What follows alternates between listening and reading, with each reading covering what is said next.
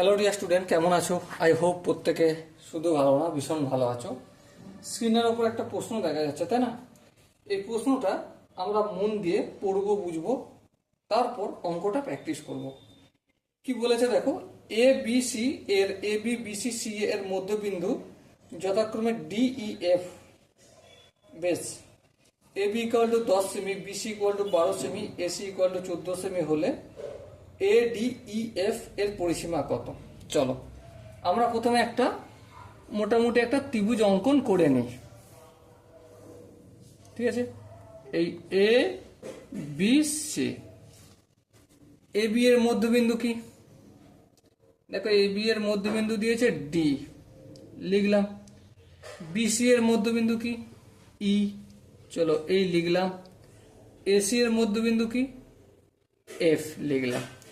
এবার দেখো কোশ্চেনেতেই A B বলেছে 10 সেমি, তার মানে এখানটা কতটা হবে? 5 সেমি, আর এখানটা কতটা হবে? 5 সেমি। হ্যাঁ ঠিক। আবার বিসি কতটা বলেছে? 12 সেমি, তার মানে এখানটা হবে 6 সেমি আর এখানটা হবে 6 সেমি, কারণ এটা হচ্ছে মধ্যবিন্দু। বেশ। আবার এসিটা কতটা বলেছে?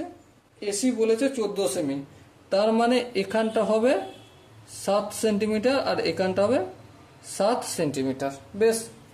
এবারে জিজ্ঞাসা কি করেছে? জিজ্ঞাসা করেছে যে এ ডি ই, মানে এই ই বাহুটা যোগ করব, আর এফ, এই যে চতুর্ভুজটা গঠন করলো এখানটায়, এই চতুর্ভুজের পরিসীমা কত সেটা আমাকে বলতে হবে। দেখো,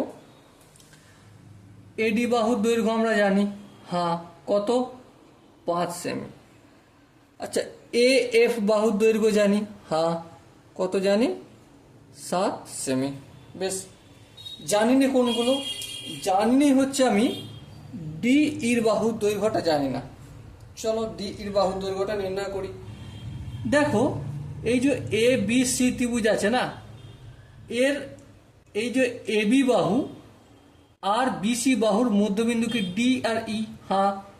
তাহলে ডি ইটা তৃতীয় বাহুর কি হয়? অর্ধেক হয়, হ্যাঁ। তাহলে হাফ অফ এসি।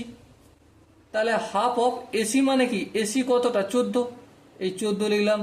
2 1 2, 7 2 14। তাহলে কত পেলাম? 7 পেলাম। তাহলে ডি ই ইকুয়াল টু কি পেয়ে গেলাম? 7 পেয়ে গেলাম।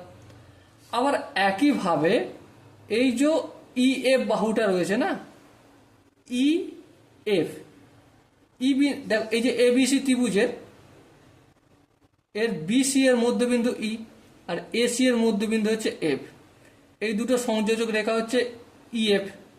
ইএফটা এই যে ত্রিভুজটার তৃতীয় বাহু কোনটা হচ্ছে? এক্ষেত্রে এবিটা, এর অর্ধেক হবে। তাহলে হাফ অফ এবি। তাহলে হাফ এবি বলতে কি বোঝায়? এবি বলতে 10। এই 10 লিখলাম। 5 2 10, তাহলে কত হলো? 5 হলো।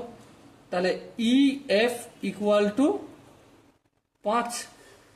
এবার দেখো, চতুর্ভুজ এ ডি ই এফ এর পরিসীমা, এই চারটে বাহুর দৈর্ঘ্যকে যোগ করতে হবে।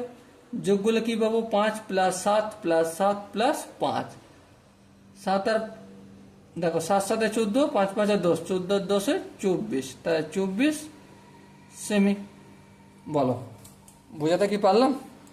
আই হোপ তোমরা প্রত্যেকে এই কনসেপ্টটা বুঝতে পেরেছো। যদি কোনো জায়গায় বুঝতে অসুবিধা থাকে, ডাউট থাকে বা কনফিউশন থাকে, তার জন্য কি করতে হবে? কমেন্টে জানাতে হবে। ওকে, সো দেখা হচ্ছে পরবর্তী সেশনে। ততক্ষণ পর্যন্ত ভালো থেকো, সুস্থ থেকো এবং জয় হিন্দ।